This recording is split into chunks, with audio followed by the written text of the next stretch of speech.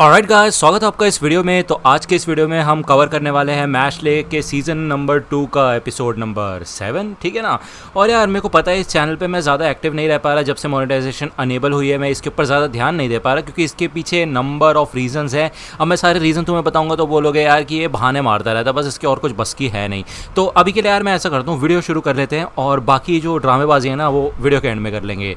तो यार हमें एपिसोड की शुरुआत में थोड़ा सा रिकैप दिखाया जाता है जो कि यार आप लोगों के लिए सच में काफ़ी ज़्यादा फ़ायदेमंद होने वाला। भाई पता नहीं कब आ रही है वीडियो यार, 20 दिन हो गए, 30 दिन हो गए शायद।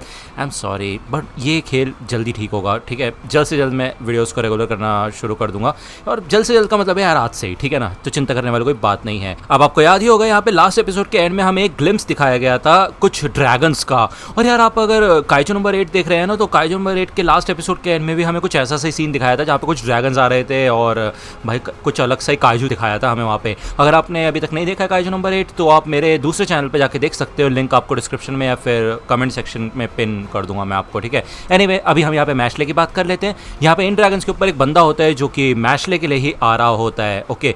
और ये मेरे को पता है कौन है, लेकिन ये मैं आपको इस एपिसोड के एंड में बताऊंगा जब हमें पता चलेगा एनिमे की तरफ से, ठीक है ना। तो चलिए फिर आगे बढ़ लेते हैं। तो लास्ट एपिसोड में हमने देखा था कि मैकरॉन वर्सेस मैशले इधर हो रहा था। मैकरॉन ने इधर कुछ मैजिक स्पेल्स का इस्तेमाल किया था, कुछ वॉलीबॉल टाइप का खेलने की कोशिश की थी मैशले ने उससे, लेकिन वो उसका सामना नहीं कर पाया था, जिसके बाद उसने इस अटैक से काफ़ी चालाकी से छुटकारा पाया था, बच गया था वो। उससे छूटते साथ ही यहाँ पे वो आ जाता है मैकरॉन के पास, उसको पकड़ के भाई ऊपर उछाल देता है और भाई घुमा के उसको नीचे पटकता है ज़मीन पे। लेकिन इस अटैक के बाद भी यहाँ पे मैकरॉन को कुछ भी नहीं हुआ होता, वो आसानी से इस जमीन पे लैंड हो जाता है, ठीक है ना। अब दोस्तों आपको याद ही होगा यहाँ पे एक डिवाइन विजनरी भी मौजूद होता है जिसका नाम होता है कार्डो, और वो ये सारी की सारी चीजें देख रहा होता है। वो यही सोचता है कि अब क्या कोई भी मशरूम हेड के ऊपर ध्यान नहीं देगा कि उसने अपनी फिजिकल स्ट्रेंथ को एक मैजिक स्पेल का नाम दे दिया। मतलब हद वाली बात है ये तो। जिसके बाद यहाँ पे मैकरॉन काफी सीरीज ऑफ अटैक्स करना शुरू करता है। इधर वो अलग अलग अटैक्स करता है और मैश उसके पीछे आ जाता है। एनीवे यहाँ पे ये दोनों ही रुक जाते हैं, एक दूसरे के ऊपर अटैक नहीं करते हैं। तो मैकरॉन यही कहता है मेरे ख्याल से तुम किसी चीज की रक्षा कर रहे हो, और ये कुछ और नहीं बल्कि एक क्रीम पफ होता है।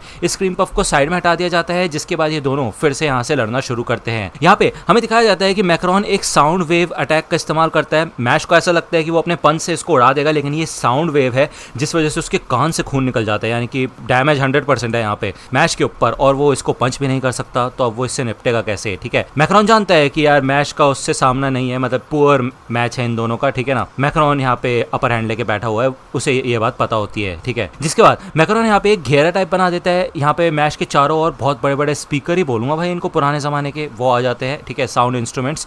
और इससे यहाँ पे वो साउंड वेव्स निकालना शुरू करता है मैकरॉन, और भाई इससे धूल धूल हो जाती है पूरे स्टेडियम में। काफ़ी तगड़ी साउंड वेव निकलती है इसके अंदर से। और इसके बाद यहाँ पे भाई ऐसा लगता है कि मैश का खेल खत्म हो चुका है। ऑटल भी यहाँ पे मौजूद होता है और वो समझ जाता है कि मैकरॉन सच में काफ़ी ज़्यादा कमाल का है। और कार्डो भी यही कहता है कि मैकरॉन को अपना पूरा पोटेंशियल भी इस्तेमाल नहीं करना पड़ा मैश को हराने के लिए। लेकिन हमें यहाँ पे दिखाया जाता है कि जब ये धूल छटती है तो इधर मैश होता ही नहीं है। इसे देख के मैकरॉन शॉक हो जाता है और तभी भाई मैश ज़मीन के नीचे से निकलता है और मैकरॉन का पैर पकड़ के उसको ज़मीन के नीचे काट देता है। फिर वो खुद ज़मीन से बाहर निकल जाता है। तो बेसिकली यहाँ पे ये मैश की एक टेक्निक थी, उसे पता है कि भाई ज़मीन के थ्रू यहाँ पे साउंड वेव्स नहीं इतनी ईजिली ट्रैवल कर पाती, तो वो ज़मीन के नीचे घुस गया था। और उसके बाद ये सारी की सारी चीज़ें ऑब्वियस सी बात है यहाँ पे फिन ने देखी होती है, ठीक है ना। जिसके बाद यहाँ पे मैश मैकरॉन के मुंह पे ही एक लात मारता है, उसको उड़ा के रख देता है वो, ठीक है। और सबके सब लोग ये देख के शॉक हो जाते हैं। जिसके बाद मैश यहाँ पे आगे बढ़ता है, मैकरॉन के ऊपर बैठ के उसके ऊपर पंचेस की बारिश कर देता है। भाई इसको देख के सबके सब लोग भाई डर जाते हैं कि भाई ये तो यार थोड़ा सीरियस हो गया, मतलब उसको इतना ज़्यादा करने की जरूरत है क्या। मतलब ऑब्वियस सी बात है, मैजिकल लड़ाई है तो उसमें फिजिकल स्ट्रेंथ का यूज़ करना बनता नहीं है। एनीवे यहाँ पे हमें दिखाया जाता है कि मैकरॉन थोड़ा सीरियस हो जाता है और वो यहाँ पे अपने असली फॉर्म में आ जाता है। मेरे को बताता हूँ भाई ये लड़का है या फिर लड़की, ठीक है ना। यहाँ पे उसके बाल उग चुके होते हैं और यही उसकी ट्रू फॉर्म है, हमें ऐसा बताया जाता है। दूसरी ओर हमें यहाँ पे रेयो का सीन दिखाया जाता है जो कि अपने आप को भाई नवाज रहा होता है। तभी वो बच्चा आता है और वो बताता है कि बहुत बड़ी गड़बड़ हो चुकी है, इनोसेंट जीरो अब फिर से अपनी कोई चाल चल रहे हैं, ठीक है। तो आपको याद ही होगा इनोसेंट जीरो ने कहा था कि ये लड़का हमारा है, मतलब हम इसको क्लेम करते हैं, मतलब मशरूम हेड को, ओह सॉरी मैशले को, मैश को। एनीवे रेयो यहाँ पे पूछते हैं कि कौन लोग है, कौन सा लीडर उसके पीछे पड़ा है। तो ये बच्चा बताता है कि इनोसेंट जीरो खुद आ रहा है, ठीक है। तो यार ये तो सच में काफ़ी ज़्यादा खतरनाक बात है। एनीवे यहाँ पे हमें फिर से मैकरॉन वर्सेस मैश का सीन दिखाया जाता है, लेकिन एक कमाल की बात ये हो चुकी होती है कि जो मैकरॉन है अब वो चुटकी बजाते ही ट्रैवल कर सकता है। यानी कि अब आप जानते होंगे यार साउंड वेव काफ़ी तेज़ ट्रैवल करती है, मतलब लाइट की स्पीड से थोड़ा कम लेकिन बहुत तेज ट्रैवल करती है, उसको देखना थोड़ा मुश्किल होता है। तो इसी स्पीड से यहाँ पे अब मैक्रोन ट्रैवल कर सकता है और ये चीज मैश के खिलाफ होती है। यहाँ पे हमें दिखाया जाता है कि मैक्रोन कैसे चुटकी बजाते साथ ही यहाँ पे मैश के ऊपर अटैक्स करता है और मैश यहाँ पे समझ में भी नहीं पाता कि हो क्या रहा है। जिसके बाद यहाँ पे वो एक दीवार के पास आके खड़ा हो जाता है और जब इधर मैक्रोन अटैक करने के लिए आगे बढ़ता है तो भाई इजीली यहाँ पे मैश इस अटैक को डॉज कर पाता है और साथ ही साथ वो इधर मैक्रोन की वाट भी लगा पाता है। यहाँ पे हमें बताया जाता है, मतलब कार्डो ने ये चीज देखी होती है कि यार जो साउंड है वो अलग अलग मीडियम के थ्रू अलग अलग स्पीड से ट्रैवल करती है, ठीक है। हवा में बहुत धीरे ट्रैवल करती है, पानी में उससे थोड़ा ज्यादा तेज ट्रैवल करती है और ग्राउंड पे सबसे ज्यादा तेज ट्रैवल करती है। तो अब ये सब मैं क्यों बता रहा हूँ, मतलब कार्डो क्यों बता रहा है, तो बेसिकली इसलिए है क्योंकि ये बात मैश जानता है और इसलिए उसने दीवार को टच करके रखा था। जैसे ही मैक्रोन के अटैक से साउंड वेव निकली तो मैश को पहले ही वो दीवार में महसूस हो गई, जिस वजह से वो आसानी से इस अटैक को डॉज कर पाया है, ठीक है। अब ज्यादा साइंटिफिक नहीं जाते, आगे बढ़ते हैं। यहाँ पे हमें दिखाया जाता है कि इस दौरान यहाँ पे मैश ने मैक्रोन के हाथ में वो टार्टर सॉस लगा दी होती है, जिस वजह से अब वो फिर से चुटकी नहीं बजा पाता और यहाँ पे फाइनली अब आ चुका होता है मैश अपने असली रूप में। ओके, यहाँ पे मैक्रोन समझ जाता है कि मैश उसका एक वर्दी ओपोनेंट है, जिस वजह से यहाँ पे वो फाइनली अपने सेकंड मैजिक का इस्तेमाल करता है और ये सच में काफी खतरनाक मैजिक है। यहाँ पे वो एक घंटा टाइप बना देता है, वो बताता है कि 1 घंटे के अंदर ये घंटा बजेगा और इसको रोकने के लिए तुम्हें मेरी छड़ी तोड़नी होगी और मैं कंटिन्यूसली यहाँ पे साउंड की स्पीड से ट्रैवल करूंगा, तो मुझे पकड़ना नामुमकिन है। तुम्हारे पास 1 मिनट है, तुम्हें ये बंद करना होगा। तो डॉट पूछता है कि यार इससे हमें भी तो नुकसान हो सकता है, हम भी तो 200 किलोमीटर के दायरे में है ना। तो लांस बताता है ऐसी कोई बात नहीं है, ये सिर्फ एरेना तक रहेगा, चिंता वाली कोई बात नहीं है, ठीक है ना।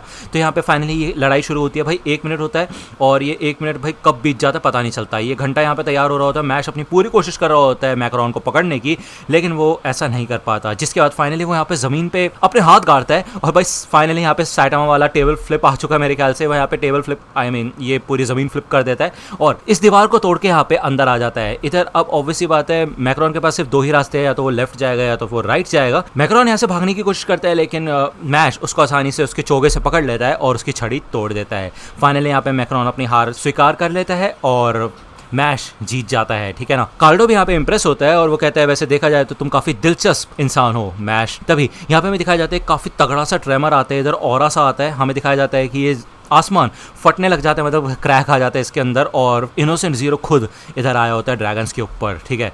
वो यहाँ पे अपनी पावर्स का इस्तेमाल करके टाइम को रोक देता है, यानी कि सबके सब लोगों को फ्रीज कर देता है। वो मैश के पास आता है और वो कहता है कि मैंने सोचा नहीं था मैं तुम्हें जिंदा ढूंढ लूंगा मेरे बेटे।